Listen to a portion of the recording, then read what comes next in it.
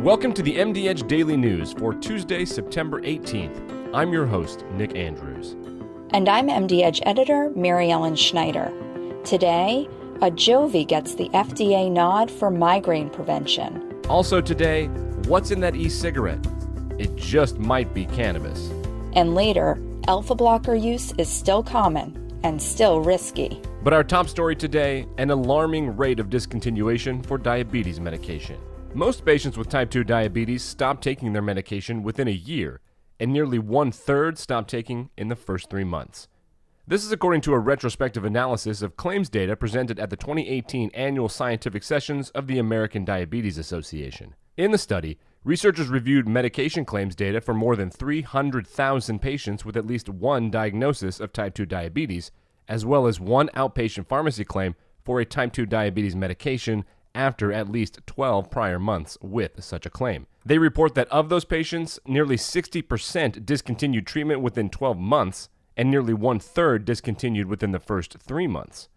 Dr. Lisa Latz is the Deputy Chief Health Officer of IBM Watson Health in Cambridge, Massachusetts. She says that less than half of those patients who discontinued restarted within the next year. According to Dr. Latz, this could mean that there is a huge percentage of individuals who had a diagnosis of type 2 diabetes, were prescribed a medication, and then did not continue the medication. In the study, metformin was the drug most often prescribed, representing 68% of the claims.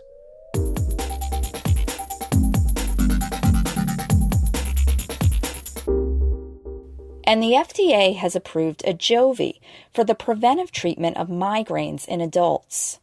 A jovi is an injectable, anti-calcitonin gen-related peptide monoclonal antibody.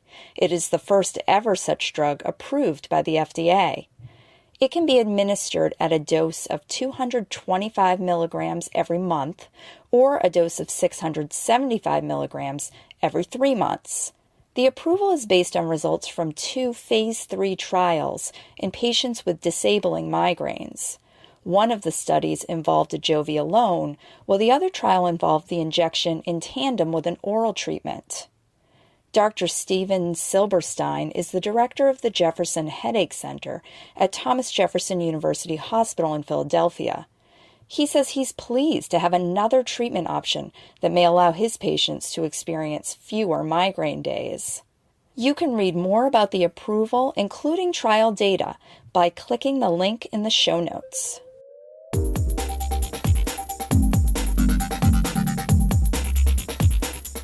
Nearly 1 in 11 middle school and high school students in the U.S. have used a cannabis product in an e-cigarette.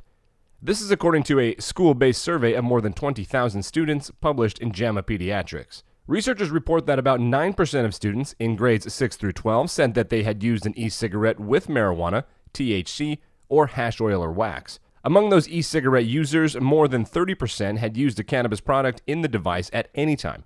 Male students and high school students were significantly more likely to report using cannabis products in an e-cigarette compared with female students or middle school students. That translates to around 1.7 million high school students and about 500,000 middle school students who had ever used cannabis in a vapor device. Researchers say that these figures are consistent with or higher than previous reports among U.S. and Canadian students. Dr. Katrina Trivers is a researcher with the Centers for Disease Control and Prevention in Atlanta. She says that the strategies to reduce cannabis use in e-cigarettes are critical for protecting young people from potential health risks. In 2015, around one-third of U.S. middle school and high school students said they had used non-nicotine substances in e-cigarettes, but the use of cannabis in e-cigarettes could climb as several states consider legalizing cannabis sales for adults.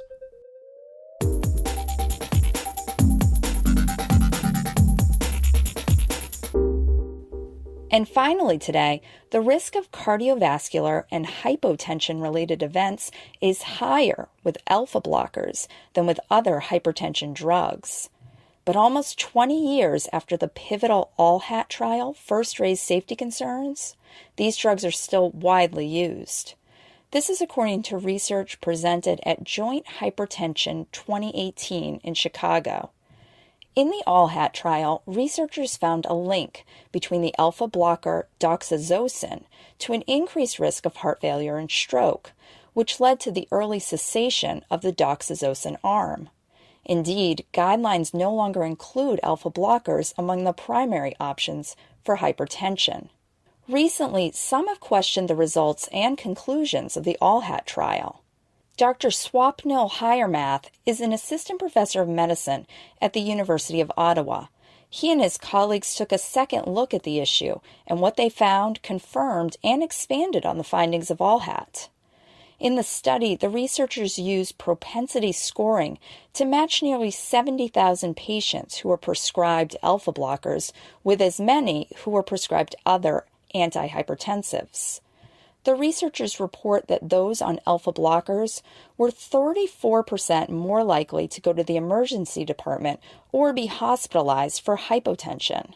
They were also more likely to end up in the hospital for syncope, falls, and fractures.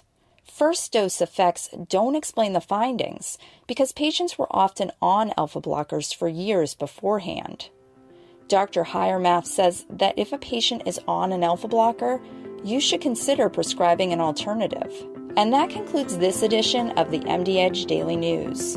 If you like the Daily News, go ahead and give us a 5-star rating. If you have any ideas or questions, comment below.